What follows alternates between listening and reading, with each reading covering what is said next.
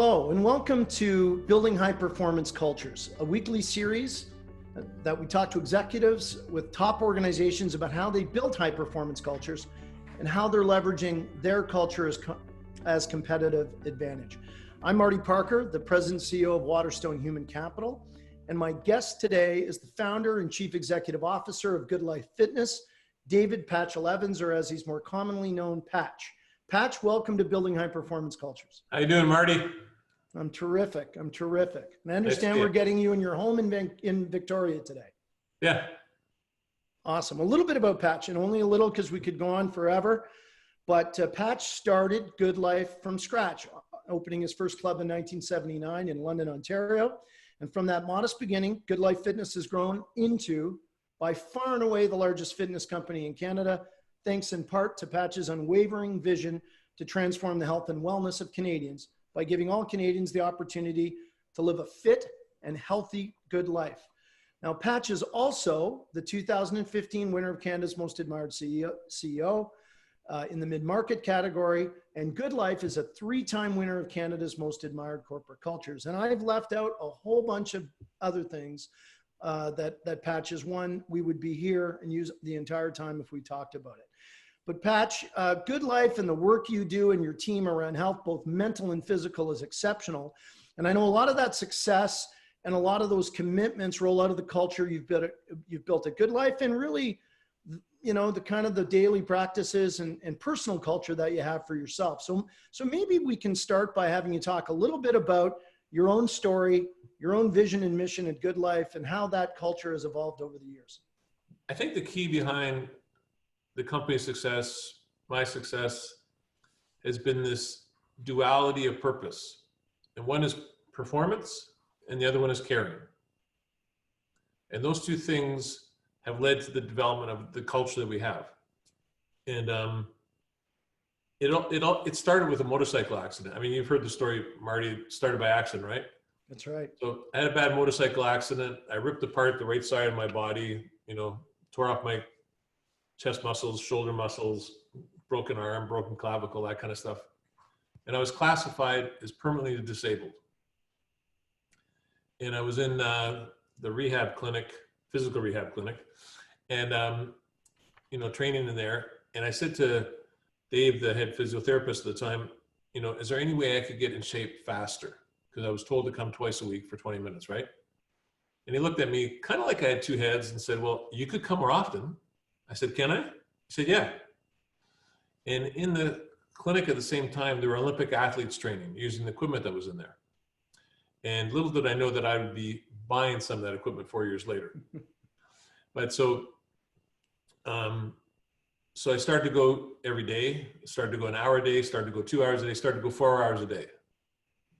So long story short, just as I was leaving first year university, I got these checks for permanent disability. And I phoned up the insurance company. I said, well, what if I'm no longer disabled? They said, what do you mean? Well, I've been doing all this rehab and I'm totally functional. Now, my right shoulder was still about 4 inches lower than my left. But, I thought, well, how do I solve that? I did two things. I went up and got a job as a lumberjack for the summer. That built it up. And then I started rowing, which changed my whole life. But anyways, I said, well, I'm not permanently disabled. They said, well, if you're not permanently disabled, you can't get the money. I said, I'd rather be in shape and have quality life than get your money. And that actually set the tone for the future. And it's the message I give to people. If you want to have a high quality of life, look after yourself, right? Don't count on the medical system. Just look after yourself. Do the best that you can for yourself. So I started rowing, as I said, became pretty good at it. Won 5 Canadian rowing championships, went up for the 1980 Olympics that were boycotted. And in the process of training, I got told to work out at these clubs that had Nautilus exercise equipment in them. And the one I was working out, and the guy was being unsuccessful. And I put myself through university. I traded that motorcycle in on a 20-year-old Jeep. And I started snowplowing with it.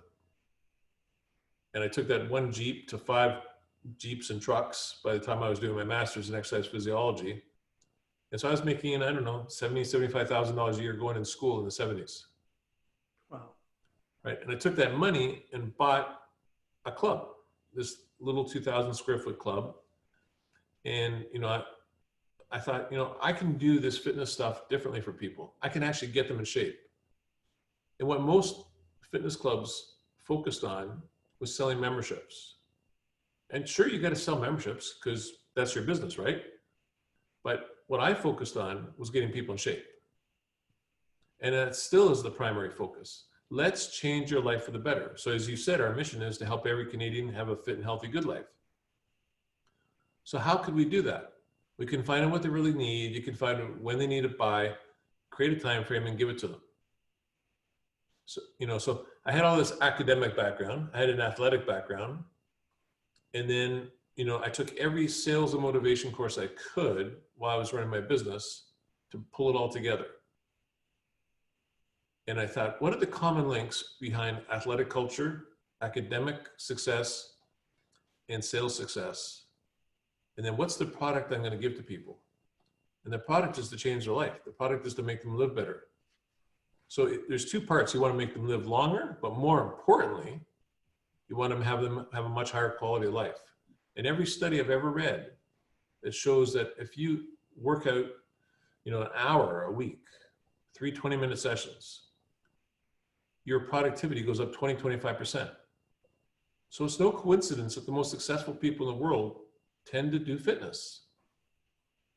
Sure, there's exceptions, but in general, if you participate in fitness, you have a higher quality of life. But even more importantly, that last 20 years of your life, you have a much, much higher quality of life. So when you end your life, it's a short, uncomfortable period as opposed to a long, uncomfortable one. Right. So you have these two benefits: a much better life, and the end of your life is a much higher quality too. And so that's what I wanted to give people. And that's what I got, from doing that therapy, from the stuff. When I switched from the business school to physical education, that was my purpose.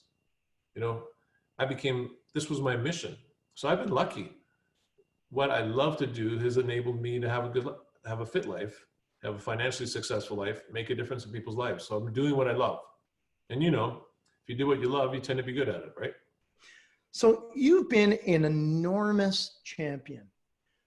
And Waterstone has you to thank, because you're one of those people, one of those leaders that, not just as a founder and entrepreneur, but the development of corporate culture at GoodLife has been centered to the strategy. So, talk a little bit about that. You just told us about changing lives, about a culture of performance and caring. That's about a purpose, not necessarily a business. Talk about that and really how that's evolved and developed over the years for you and your team members at GoodLife, and now your other banners. Well, how I talked about performance and caring, right? Yep. So when you're on a team, your job is to help your teammates win. And their job is to go as strong as they can. So I rode, right? Mm-hmm. So I rode in singles, but I rode in eights. Now, when you're stroking an 8, you know how hard everyone's working behind you. You can feel it. You can feel it in the seat of your pants, literally. You can also see the puddles they put in the water. And if they're doing their best. Like it's there, it's obvious, right? They know if you're doing your best. It's obvious, right? So that's the culture I wanted in my company. And then in a rowing race, it's obvious how do you win, right? So what we had to create was clarity for our people. How do we win? And then when you go to hire people, you want to have that clarity of purpose. This isn't a job. This is a mission. You're going to want to keep doing this if it becomes your passion. Come on board with us, find out. And I'm pretty open with people. If it doesn't become your passion, go find something else that is. Right. Because life is way too short not to be doing something you're not passionate about. So, I had I can remember a manager that was a good manager, but he was kind of unsettled. I said, well, go do something else. And he became a vice president of one of Canada's banks. But that was his passion, right?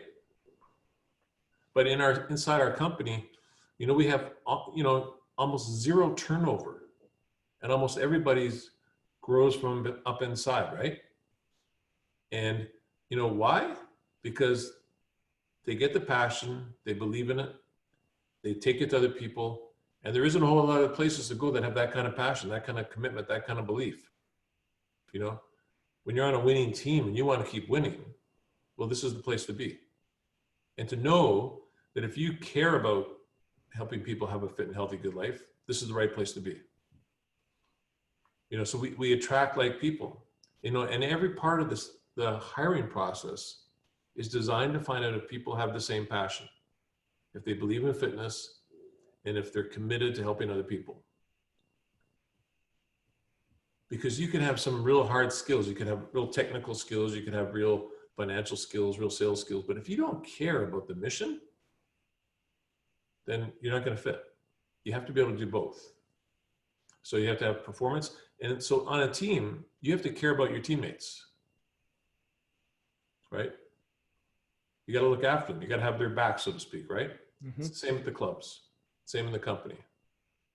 So you got to pick people that you want to work with, people you want to have on your team. You know, and that's, you know, I used to do some climbing, you know, and if you're roped up to somebody, you know that sooner or later you're going to fall. You definitely want the other person to be able to hold you and save your life, right? I guess. Right. So in business, as in life, you want to know that your partners in life, whether at work or at home, are there with you, right? So that's really the way we hire. That's the culture that we want to have. You know, I've got a lady, her name's Alana Free, who's my vice president of people and culture, right? You've met Alana, right? I met Alana, one of the first people I met after you. Yeah, and she started working for me when she was like 17 or 18, right? Mm-hmm. My CEO of Fit for Less started working for me when she was 17. You know, Jane Riddell, you know, her name's Kathy Kate. Jane Riddell, my chief operating officer of the whole big company, started with me when she just finished her master's in university. Right. You know, you just get these talented people that believe. And so that's what we do. So Patch, you talked about passion. I mean, back to the early days of Canada's most admired galas, I didn't need a seat map to know where the GoodLife table was. They were having the most fun, making the most noise, you know, always would find our tables and everybody else before we could find them. And this is back then in a you know, 400 or 500 people. Now it's a lot more than that at the galas today. It's one of the biggest galas in the country. Yeah, it's a good one for sure, for sure. But GoodLife's culture isn't just passionate. It's you know, described and really is open. And so what is that open culture? What does it mean to you? What's it mean to associates and really to club members as well? You know, it's an interesting word, open. What does it mean to you? That's a great question. I think for me, open means the ability to listen, to learn, to take on new ideas, you know, to experience things that you may not otherwise experience yourselves. I think, I also think it means transparency. And, you know, it's one of those words that has a multitude of meanings, at least for me. Right. So let's just take what you said is you've heard the expression that, you know, a team only goes as fast as the leader, right? Sure. You know, or the wolf pack is only as fast as the head wolf, right? Mm-hmm. So my job is to create openness of culture that everyone feels willing and able to participate. And that comes down to learning. So I am focused on growth. I'm focused on how I grow as an individual. I'm focused on how the company grows right? How do we evolve? How do we continue to change for the better? And the only way you can do that is by listening to people that work with you and by listening to your members, which are your customers, right? So I think of things as an inverse management pyramid. You know, usually you have the boss on the top, right? Or whatever, right?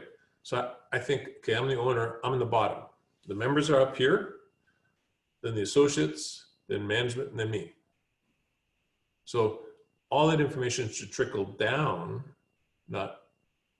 it should trickle to me to give me insight, as opposed to me being the one that's supposed to know how to figure everything out, right?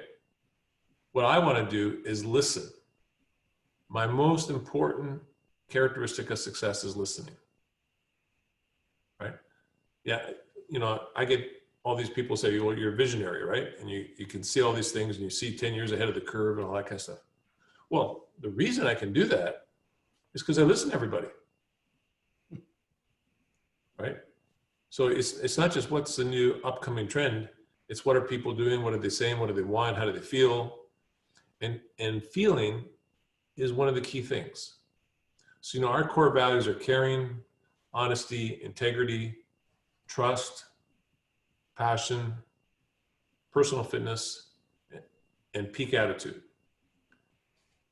And now you might say, which is the most important? We got caring over here and peak attitude over here. And peak attitude is all those courses I took, is I teach people how to be winners, right? Because if we teach our people how to be winners, then they can teach the members how to be winners. But that creates a culture in the company of winning, right? Then on the other side, you've got caring. Like when in doubt, simply look after people. It's not really complicated. Just look after them, right? and so there, you know, so there's an expectation that you perform, but you're cared for, right?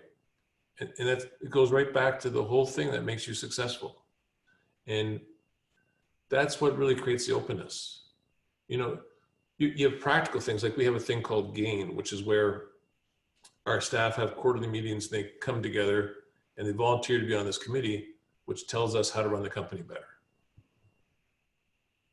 You know, so that kind of formalizes it in addition to just listening to people, right?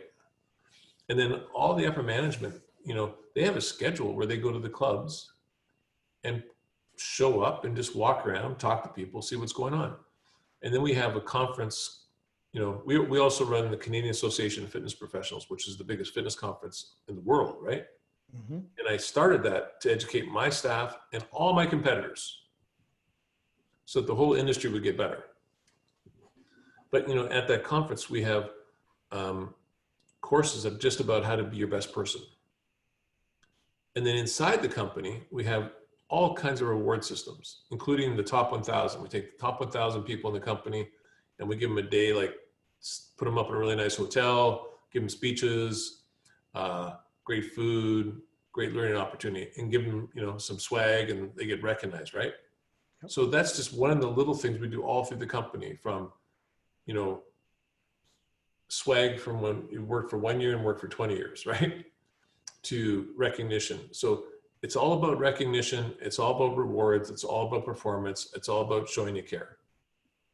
You know, with the COVID crisis, we were the first clubs in North America to close, right? Well, because everyone's talking about this spreads by contact and no one knew what was going on, right? So if we close, we look after our members, we look after our staff, and we didn't take anybody's money. We just said, we're going to stop taking money, right? So in the final analysis, you got to be able to look back and say, did I do the right thing? And it's the same with getting ready to get out of the crisis. You know, we have a whole team of people. What do we do to make sure people are safe? You know, people are screaming at us to open the clubs. They want to work out, right? They want to boost their immune system. They want to have energy and vitality. And, you know, we want to give it to them. We want to make sure we're safe at the same time, right? Yeah. What a great thing to have your customers want you to be open. And so it's the key part of this whole thing is that people end up feeling they belong. So if we want the members to feel they belong to the club, the staff have to feel they belong with the company. So as much as we can, we don't want them to think of it as the company. We want them to think of it as their company, right? I'm just the shepherd. Patch, I got to ask you this question. So many members clubs. I'm not talking about fitness and health alone, but whether it be golf or tennis or anything else. So many of them who have been required to close have continued to collect dues. And in some cases, tried to serve their customers, their members as best they can. In other areas, recognizing that they can't or don't. What led to the decision that you took, which is more unique than common, I would say, to say, we are not continuing our dues through this period? Because that could not have been an easy decision to make. No, it was a real hard decision. I mean, my vendors and landlords, I say, I don't have any money. There's no money coming in. And they're not particularly happy about that, right? Right. But most of them, the overwhelming majority are going, I get it. Most of them are members. Right. And, there comes a time where you got to say, this is what's important for individuals, for society, to set an example, and, if I don't step out on a limb and do that, who's going to set an example, right? I mean, we didn't become the fourth biggest in the world, the biggest in the country from taking a back seat. You got to decide what you stand for, right? And, one of the things we stand for is the safety of our people. Not saying we do it perfectly, not saying we're always right, but at that time, with the information I had, that was the right decision. And I didn't feel comfortable taking people's money without saying, here's what you paid for, come and get it, right? So it's just probably the hardest decision of my life. And we still paid our employees. We still said to our employees, here's 2 weeks pay. Hopefully the government's going to come through with something. And by the time that was over, the government had come through with something, right? Mm-hmm. But, in the final analysis, I'm going to be able to look back and say, I did the right thing for my members. I did the right thing for my staff. And our staff response has been unbelievable. We send out something to our staff probably every 2 days about what's going on, how to handle it. And I don't think we've ever had, we always had fantastic engagement for our staff, but it's never been like this. And I get constant letters from my members saying, I get it, I appreciate it. So sometimes you just go with your gut. Yeah, when I learned that you had done that, I said, one, I wasn't surprised, but two, I thought this is going to really pay dividends. It's going to hurt, but it's going to pay dividends. And there's a reason why GoodLife is a 3-time Canada's Most Admired Cultures winner, because these are the kinds of decisions that are the right decisions, but they're hard to make. So I applaud you and everyone to make the ultimate sacrifice to do that. Your partners, your members, and I think your team members will all be the benefactor, and the business will win as an outcome. Thank you very much. Not an easy decision, I'm sure. It was the hardest one. Yeah, I bet. Now 400 GoodLife owned and operated clubs across Canada, not even talking about what you operate in New Zealand. That's incredible. How do you maintain this culture? How do you maintain this in a multi-site? We get asked all the time, multi-site business. I was on the phone with someone yesterday who has, 15 locations. 15 isn't 400, or over 400. But how do you maintain this kind of culture in a very decentralized, distributed business? But it starts with me, mm-hmm. and then my key people is you have to be it. And then you have to expect it. And then you have to say, like, if you're not going to do it, don't stay, right? There has to be that kind of line in the sand. And it goes back to the hiring process. You're not going to make everybody happy, but if you hire for the people that make sense for your company, then they should be able to go out and do it. When I get asked this question, my favorite example is the Roman Empire and the British Empire. Both existed when there was no communication. When you think about the British Empire, people were sailing from England to Australia. So by the time they got there, everything was old news. So how did they create that culture, right? You know, there was a belief system, and the belief system is what creates the culture. And so I just think you just got to adhere to your purpose. What are you trying to achieve? Why are you trying to achieve it? It's not complicated. It's just hard, right? You know, you've got to say to people, and people change, right? They might not stay the same fit, and one of the things is, I take what we do seriously, but I don't take myself very seriously, right? And I don't think I have all the answers. And I don't think that many of our people think they have all the answers, right? We try to connect with people. And so if you're in Newfoundland or in Victoria, we have, meeting with the senior leaders. We have speak out formulas that people can get in touch with us, the club visits that I talked about. We have all these incentive trips, and, that helps create culture, right? We got advisory teams, we get stuff for them. It all helps, right? And then I try to think, what would I want if I was them?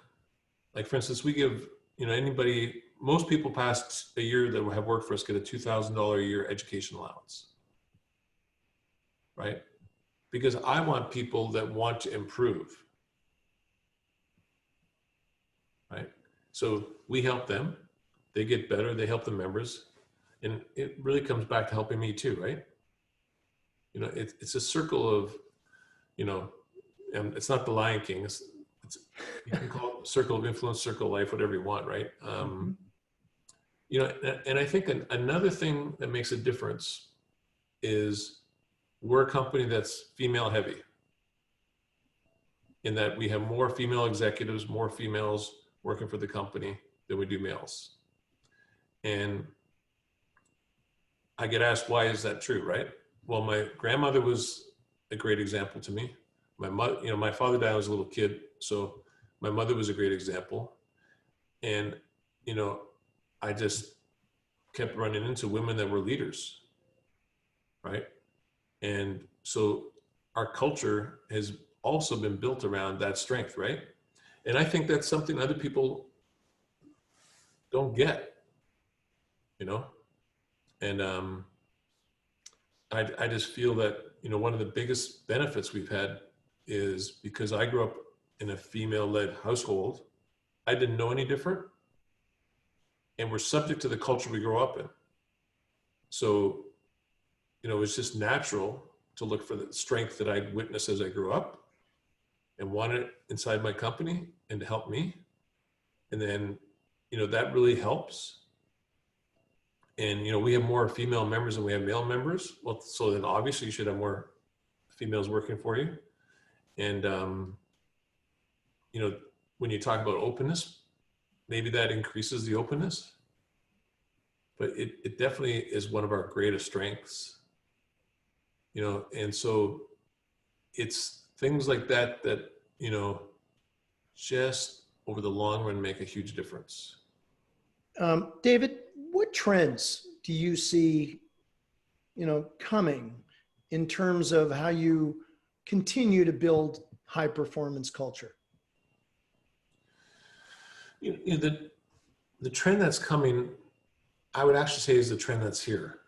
Okay. Which is, and I'm trying to formalize it even more, but it's, we start off as a company getting people physically fit.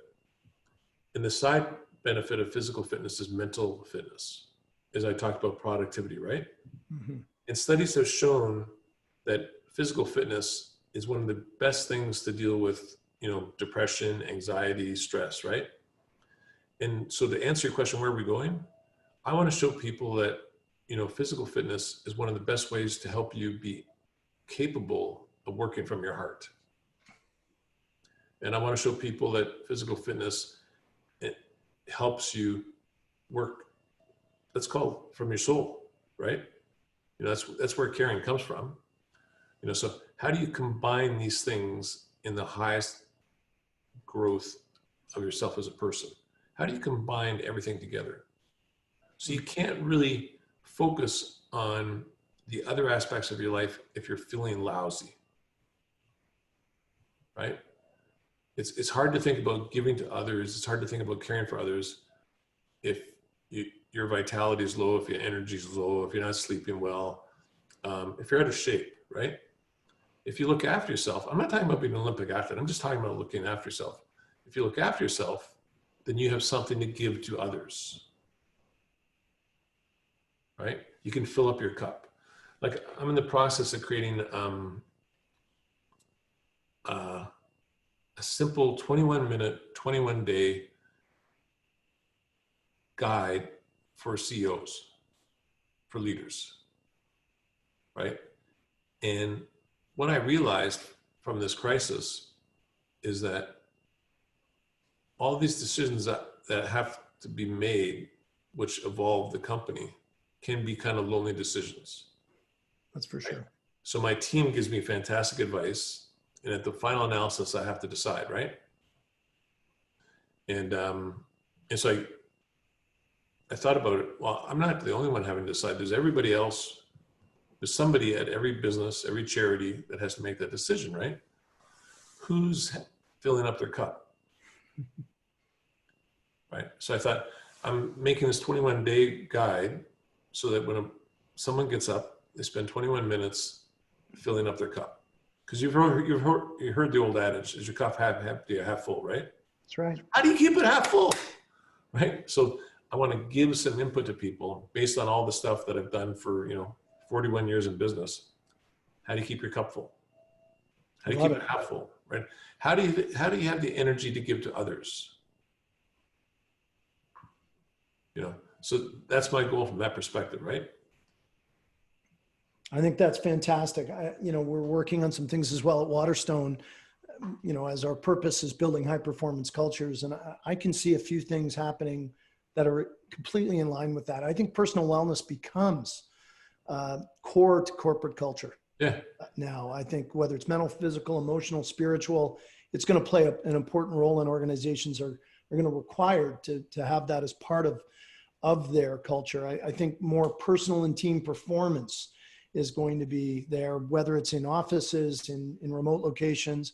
I think leaders are going to have to be better, more communicative, higher trusting, more transparent. I think training and development is going to be core. And I also think that, as you've known for years, but not all of us have known, that purpose and profit are going to be required now to coexist in virtually every organization. And that leads me to a question about your own corporate social responsibility, your own foundation, and all the things that GoodLife has done. Why has that been such an important part of your culture at GoodLife? Well, you go back to the accident, right? Mm-hmm. So I was this far from not being here. So every day is a bonus.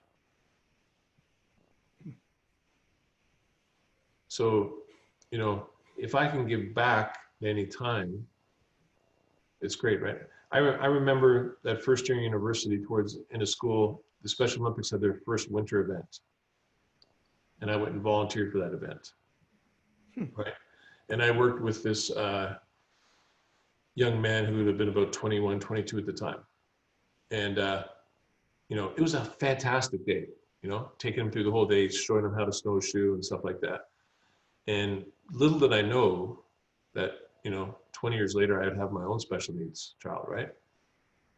But at dinner, in the cafeteria, here on college, actually, I was telling this story about how exciting this was to work with a special needs guy. And the girl across from me said, "What was his name?" And I said, "His name?" And she says, "That was my brother."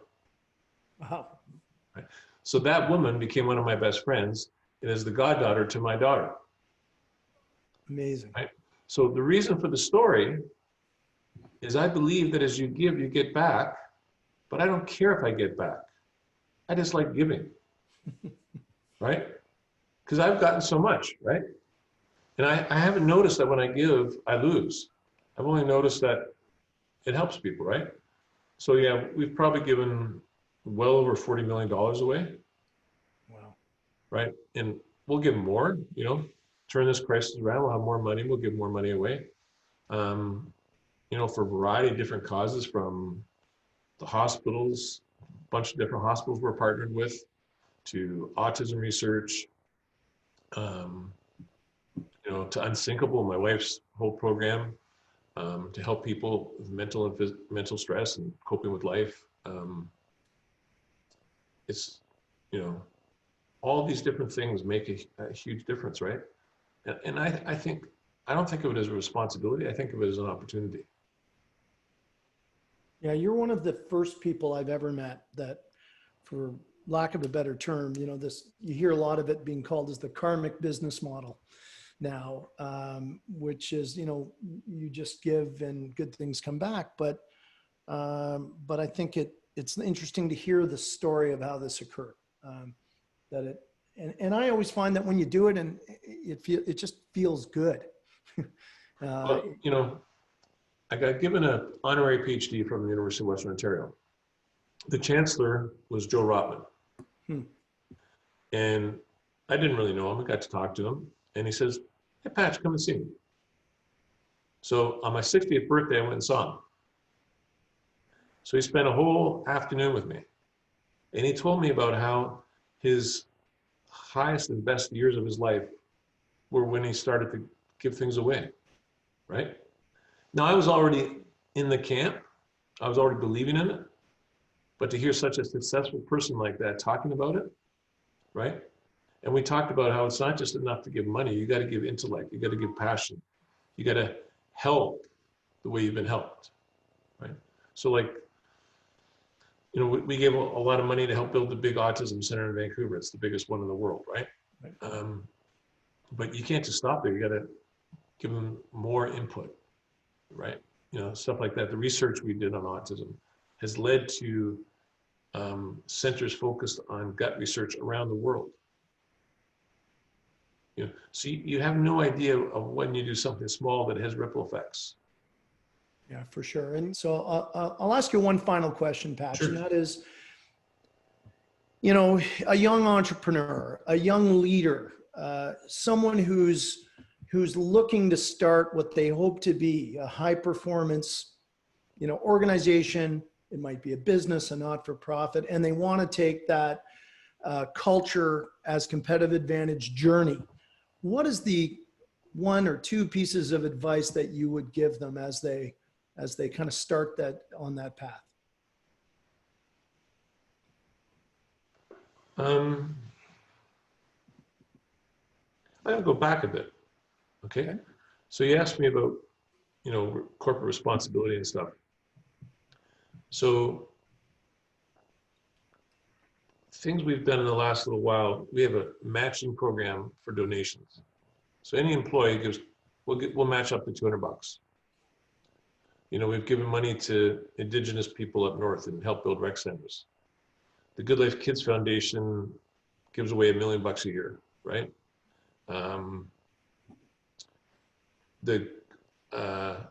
We have the teen fitness program. We've given away 1 million memberships for kids to do fitness in the summer, like teenagers, so they have a chance to get fit, right?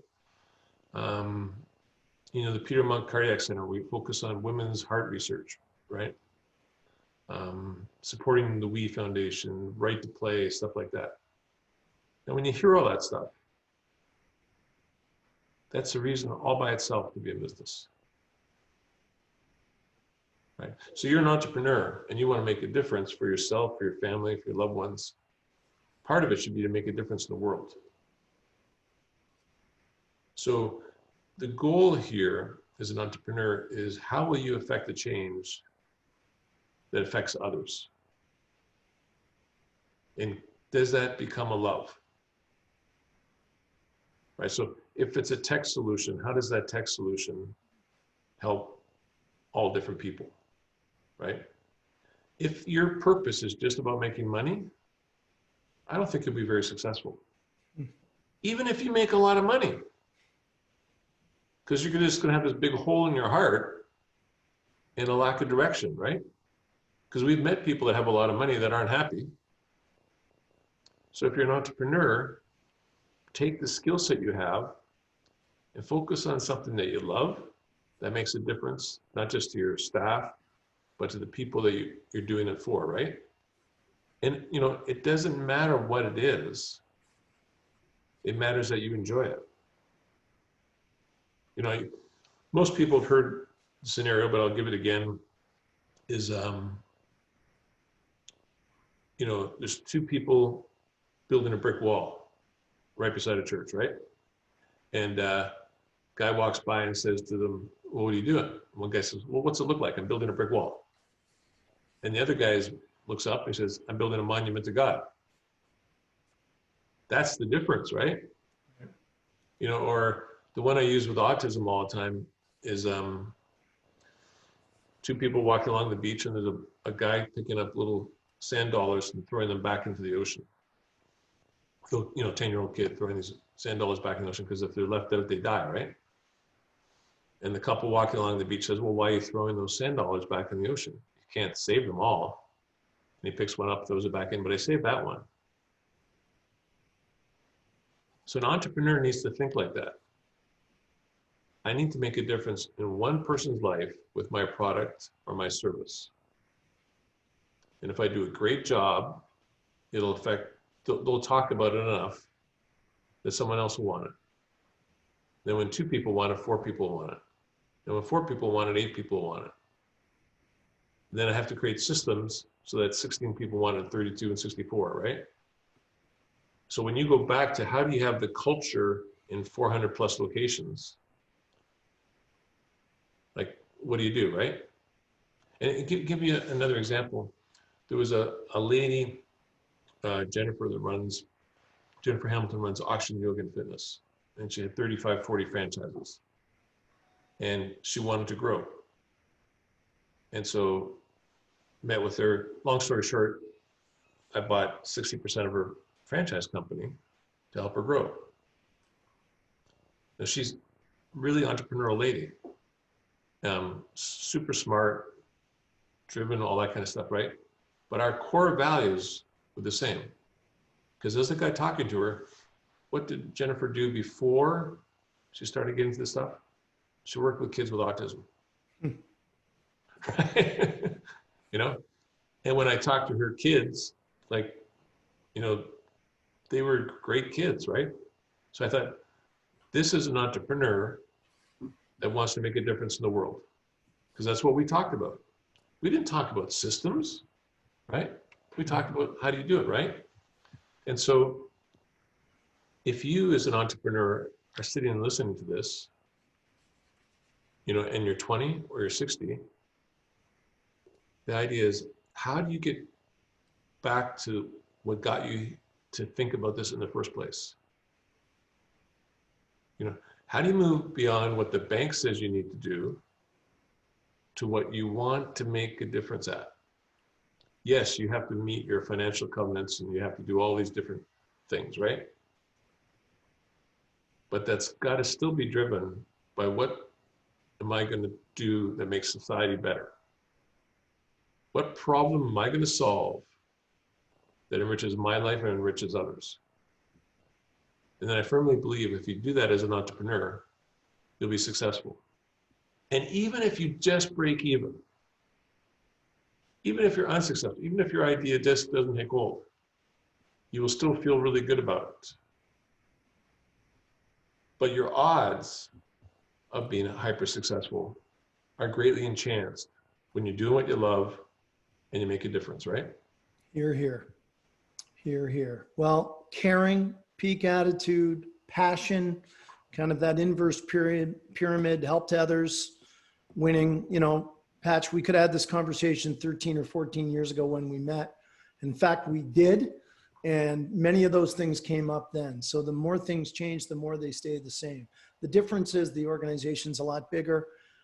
You and I are a little bit older, but your organization continues to do great things, not only in the typical day-to-day times, but maybe even when it's most challenging. And for that, we're very thankful. And I want to thank you for being just an absolute great leader in so many ways for our country, and for participating and enlightening our viewers and listeners today. Well, first of all, I totally appreciate the compliments. And secondly, I think you should look in the mirror. Because what you guys are doing, talking about this stuff, recognizing people in Canada, the kind of company you built up is a reflection of the people you've been associated with. So you're doing a great job, and I much appreciate it. Thank you, Patch, and we really appreciate your kind words. That means a lot. So we'll ask you to join us next week for another episode of Building High Performance Cultures. And in the meantime, if you want to learn more about the topic, go to waterstonehc.com.